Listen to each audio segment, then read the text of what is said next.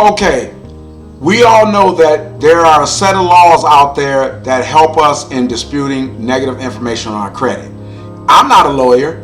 I know you're not a lawyer. Well, maybe some of you may be lawyers, but I'm gonna tell you, if you're not a lawyer and you don't know anything about the law, how do you use the laws to make your credit dispute letters better? I'm about to show you how. Let me tell you something. It's not that complicated. So stay tuned for that. All right.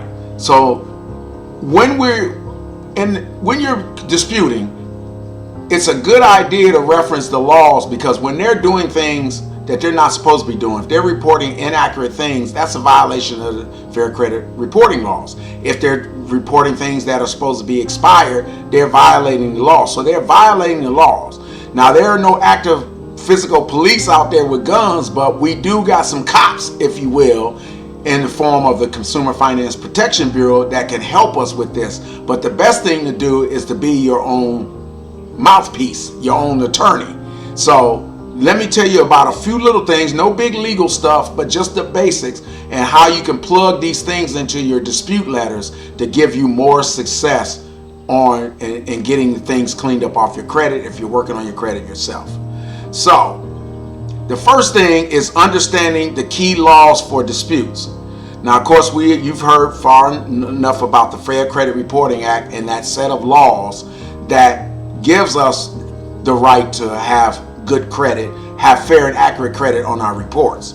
Now, we just got to do the activity to have the good credit. So let me just break it down for you. The Fair Credit Reporting Act ensures that the credit bureaus report accurate and complete information. I'm sure you know that. If you've seen any of my other videos, I've told you that. But that is fundamental, but it's important for you to know and understand that. Why? Because it provides a framework for disputing errors and set timelines for them to investigate anything that we complain about, that we dispute. So there's really only 3 key sections that you want to reference in regards to this. The first one is section 611, that says that credit bureaus must investigate disputes within 30 days. Then there's section 623 that says furnishers, like our creditors, must correct or remove any inaccurate information that they've reported previously. And then there's section 605 that says negative items like late payments must be removed after 7 years. And then bankruptcies for 10. Now remember that 7 years is 7 years plus, and then there's 180 days, and then there's some dates tied to that, because everybody always say 7 years, but then it's 7 years from when. Depending on the type of debt it is, some of them are connected to when you first went late, 180 days after you first went late.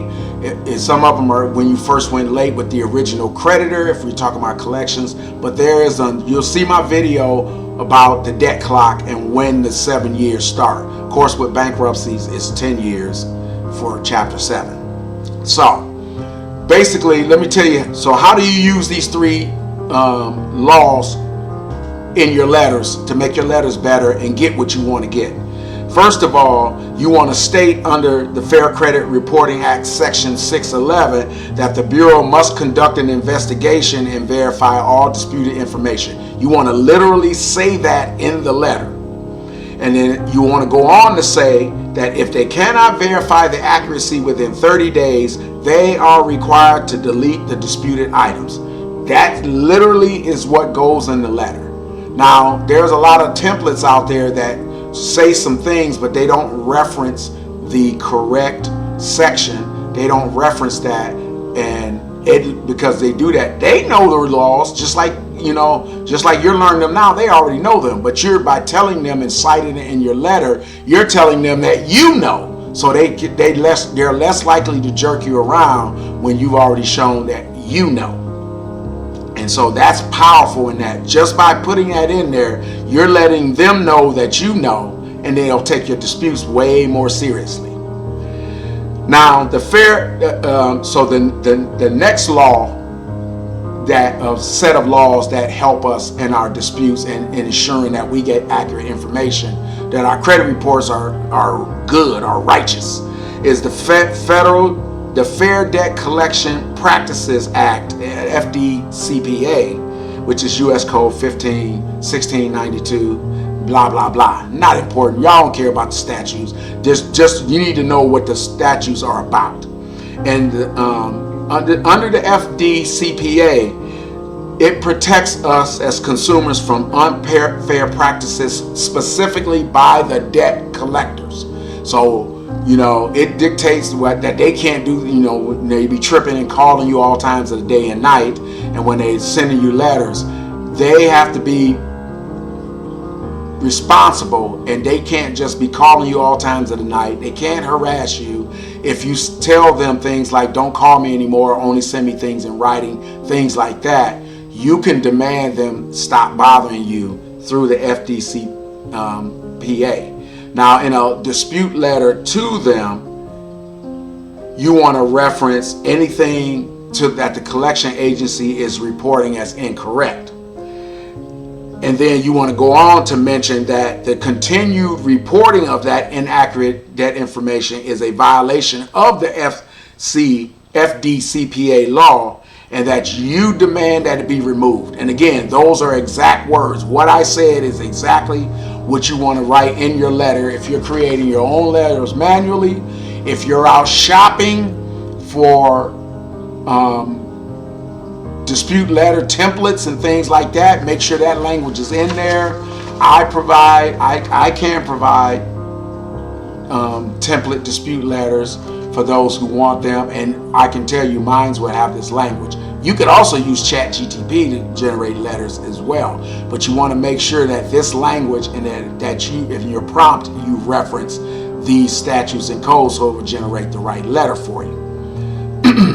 Now, of course, we all know we have the Consumer Finance Protection Act, which is the law that created the Consumer Finance Protection Bureau, and that is the actual government agency that will help us with our disputes. If they go unmet or unsatisfied, we can go to them and file complaints, and they will hold their feet to the fire that they treat us fairly. So, how to use that? You can mention in your letter, you can state specifically that you will file a complaint with the CFPB if the credit bureau or the creditor, depending on who you're sending the letter to, fails to investigate or correct those inaccuracies. Point blank. You can put that in there, and you can do it with confidence, because I tell you, it's not that hard. It's very easy to file a complaint. So you won't be selling wolf tickets. You'll have a backup to doing that. So that's important there. So keep those things in mind. Number two, when you want to strengthen your dispute letters using case law. And how do you do that? So basically, you want to include references to actual legal precedents. That means decisions made on situations just like yours that have happened before, because for most of us, whatever we're going through on our credit, somebody else has gone through it before. It's very rare we treading on any new ground here, you know what I'm saying? So we have that on our side. We already know somebody been through this, and what did they do? What did they, all of those things help us. So by citing those legal precedents in your letters, you can show the bureaus and the creditors that, number one, you're well versed. You've studied. You've done your homework. You know how this go. And then you can get a demand and get a little bit more traction, because they'll take you more seriously, like I said, when they know that you know. They know that you know, and then they'll treat you more seriously. Now, there's a few case studies. I'm going to name them off. I'll include it in the description. There'll be a link there where you can access this information. But I'm going to talk about a couple of case studies and how you can cite these and mention these in your letters to help you with your disputes. You can talk about the case of Cushman versus TransUnion. The summary: the court ruled that the credit bureaus must conduct a reasonable investigation beyond merely accepting the creditor's report. They got to do their own investigation. If the creditor said that you were late 7 times, they got to investigate and find evidence that you were late 7 times. If the creditor says your balance, you defaulted, you skipped the payment, or that your account was this when it was really that, they have to investigate it. They can't just take the creditor at their word. So how do you use that in your letters? In your letter, you want to demand that the credit bureau performs an independent investigation. You can say it exactly like that. And then you want to say as required by the Cushman ruling, because that's what it's known as in the legal circles of credit and credit repair. It's known as the Cushman ruling. Next, let's talk about the case of Dennis versus BEH-1 LLC. In this case, it was established that failing to correct inaccuracies after a dispute is a clear violation of the Fair Credit Reporting Act, right? So no doubts about it. It's clear cut. If you don't if they don't correct inaccuracies within the right amount of time, it's a violation. No doubt, no ifs, ands, or buts. So how do you use this in your letters? You want to mention this case if the bureau or creditor refuses to correct the error. You say it's wrong, they say we think it's right. You ask for an independent investigation, a method of verification on how they prove that was yours, they never provided. You say, look, I want this changed. And you also want to state to them that the failure to resolve this issue will be treated as a Fair Credit Reporting Act violation. And so you mention this case specifically and say that. Okay, and then thirdly, there's Richardson versus Fleet Bank. In this case, the court found that the creditor failed to respond to a dispute in a timely manner, which resulted in a judgment for the consumer. So how do you use this in your letters? You use this case to emphasize the importance of timely responses and demand that they immediately correct or delete any incorrect items. That's when we start talking about that 30 to 45 days. So, yes, they know the law, but by telling them, letting them know that you know, they take you more seriously. So, next, we talk about some strategic tools to make your disputes stronger and thus a better chance of you getting the outcome you want. We start with Metro 2 compliance. So what is Metro 2?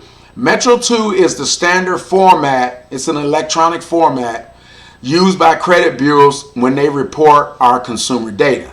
It takes all the information that the creditor gave about our account and translate it into a series of codes.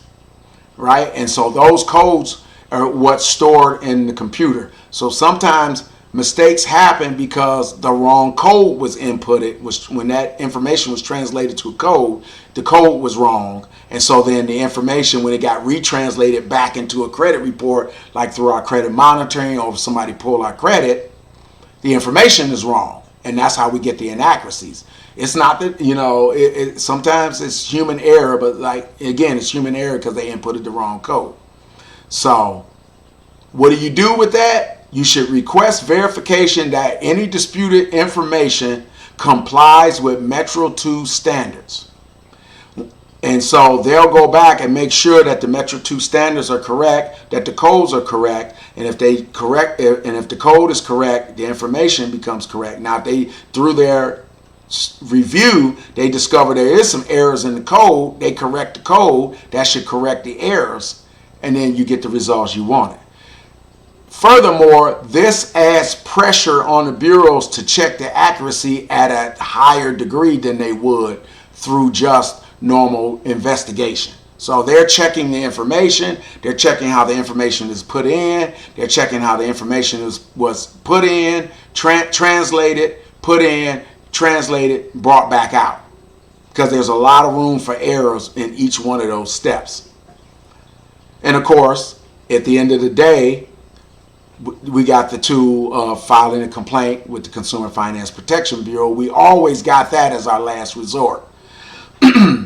Because if the creditor or the bureau refuses to correct the inaccurate information and you know for a fact it's inaccurate, You can escalate your dispute, usually after round 1, round 2, maybe round 3. But say in the first round, they came back and said, nope, we think it's right, and you say, no, it's not. You can escalate that dispute by filing a complaint with the CFPB, and they will launch an independent investigation with the bureaus and say, hey, consumers complaining about this. What did you do? Show us what you gave them. Show us what you did to ensure that this is accurate. And if they're saying these things are inaccurate, either prove to us that they are accurate or take it off the credit report.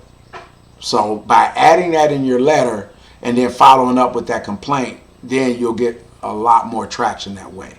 So in your letter, exactly, this is what you're doing, exactly. In your letter, mention that the failure to comply with the FCRA and the FDCPA will result in you filing that complaint with the CFPB. But you can say that, like I said before, knowing that the CFPB has your back. So you can put that in the letter, and it's not a veiled threat. It's not just talk. You can back that up. And again, the only thing that stops you is actually doing it if they don't comply. But knowing that you can, knowing in advance that you can, I would even recommend go to CFPB website, go to where you dispute. You can just file a complaint, look at the process, and then know that you can do this, and that will give you the confidence. So when you call them out, when you call the creditors out on their blunders, on their mistakes, and the mistreating of you, you know you got somebody behind you that's going to, go at them and go after them and do for them what they refuse to do for you. And it could lead to penalties and violations, and you may even be able to be compensated because if you can prove damages, they will award you damages. Now, the third tool I always recommend is using certified mail. You've heard me say that before, but I do want to condition this. Me personally, I don't use certified mail when sending anything to the bureaus. Because I've had mixed results. I haven't seen any vast improvement in anything sending certified mail. And in some cases, I've seen stuff get kicked back because they refuse to sign for it. But with the creditors, I definitely recommend certified mail with the return receipt.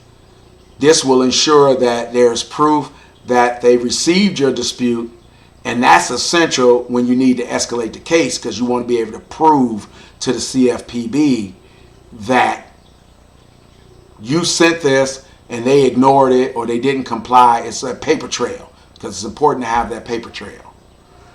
Now, the fourth thing that I always talk about is having a paragraph in your letter that's really strong. And I made reference to you before about citing those precedents in your dispute letters when they apply to certain parts of your dispute. So you got to make it make sense. You match it up with what makes sense for your situation. But I'm going to say this to you. You want to make sure, and I can provide this sample paragraph for those that want it if you're writing your own letters. But I will say this.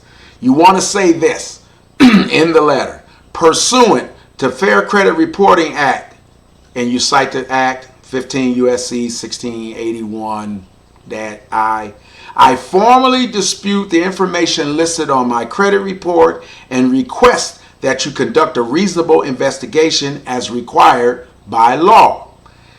And emphasized Cushman versus emphasized in Cushman versus TransUnion Corp. You want to mention that when we talked about the credit reporting agencies are obliged to independently verify disputed information and not solely rely on the furnisher's information. Additionally, any continued reporting of inaccurate or unverifiable information violates both the FCRA and the FDCPA, respectively. If not corrected within 30 days, I will escalate this matter to the CFPB, the Consumer Finance Protection Bureau, under their enforcement authority. Boom.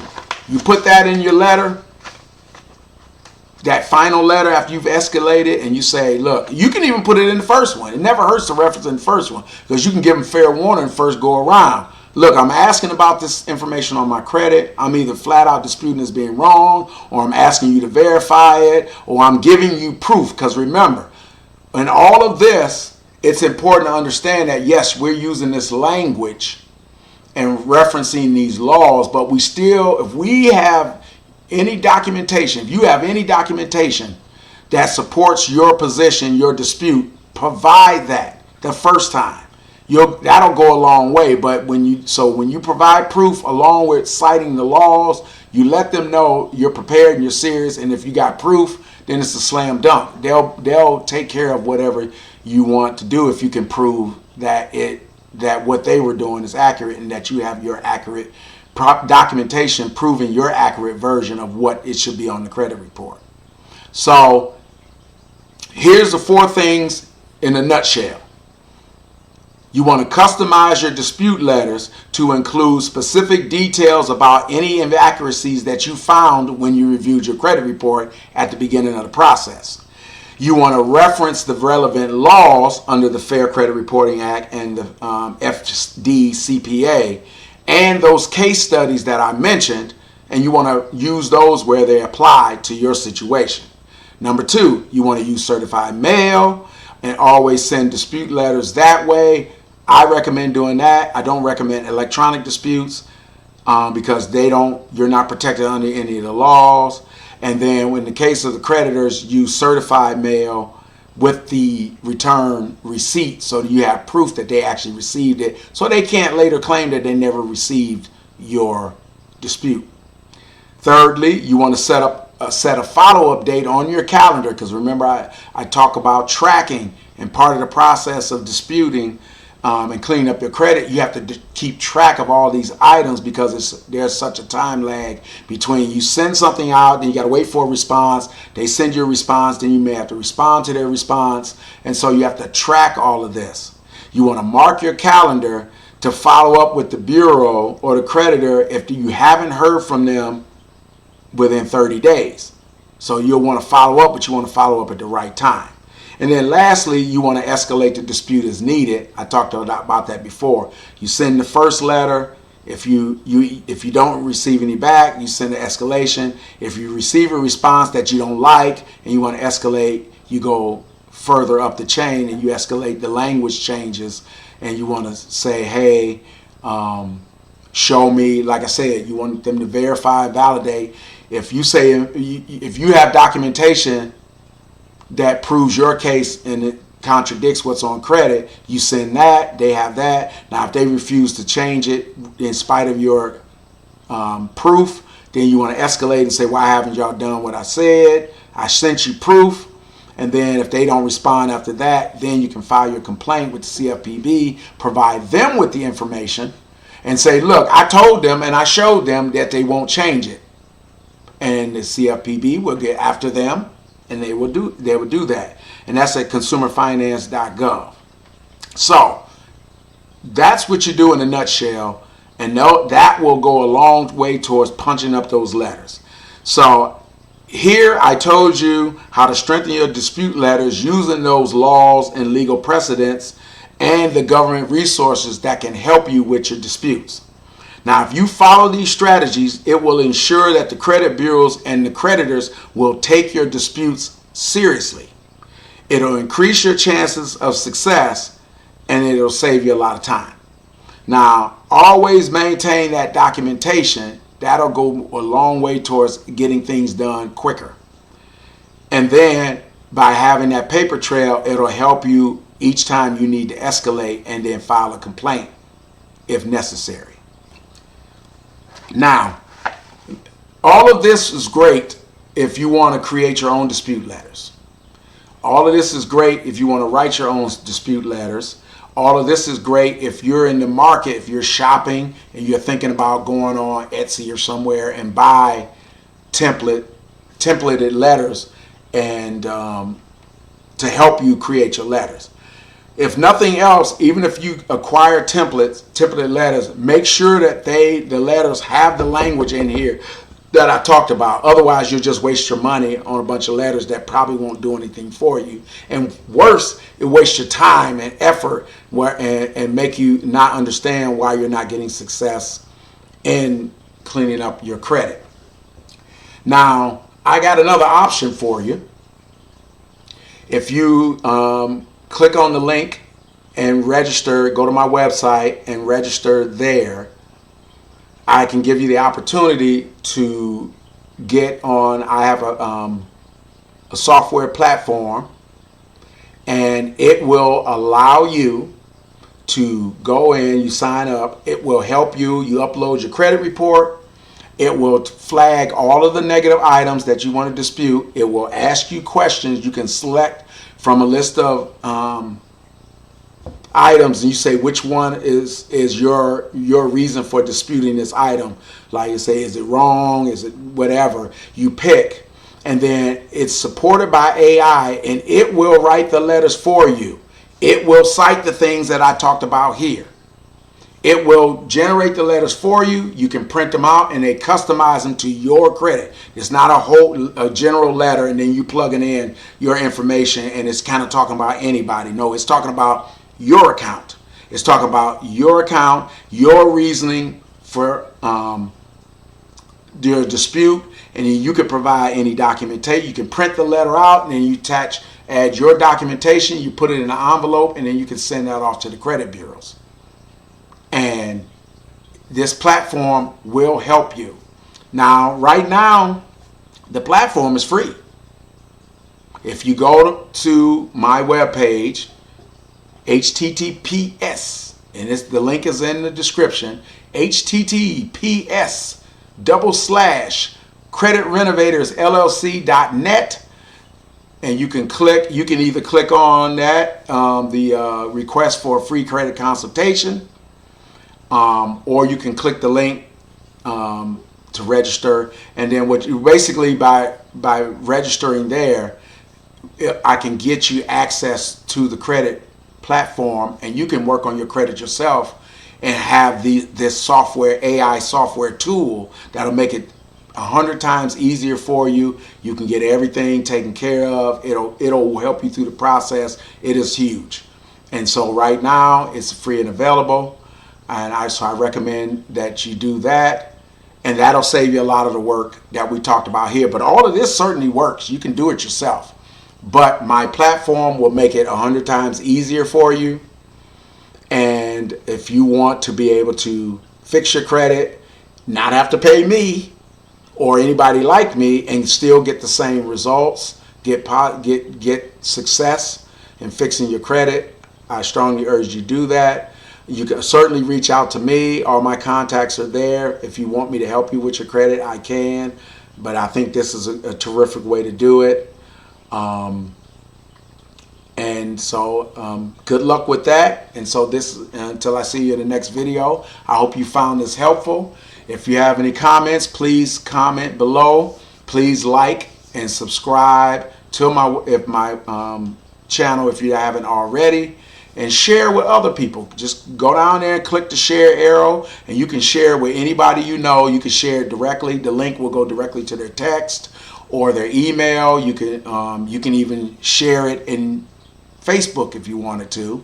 But I just think that you'll get a lot of success for that. So until the next video, I love you guys and see you soon.